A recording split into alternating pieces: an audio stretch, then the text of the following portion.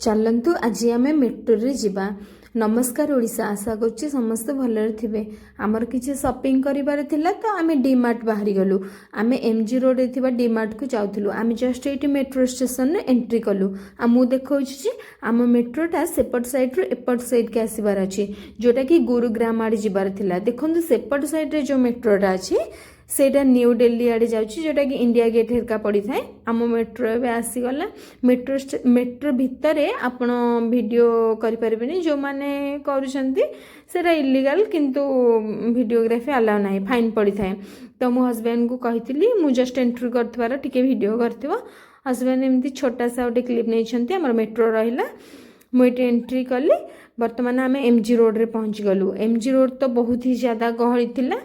अब ये देखो आपण को जे मेट्रो स्टेशन भीतर ही बहुत सारा आउटलेट आपन को मिल जिवो खाइबा पई, जेटा कि बहुत अफोर्डेबल प्राइस रे मध्ये मिल थाए। भलो भलो खाइबा होई थाए।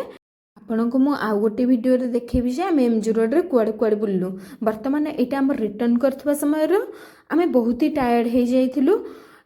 आमे जे मेट्रो आस्तुलु सेटा पूरा ही फांका थिला। तेनु करी मो हस्बैंड कहली मोर गोटे छोटा सा क्लिप न केही नथिले तो नै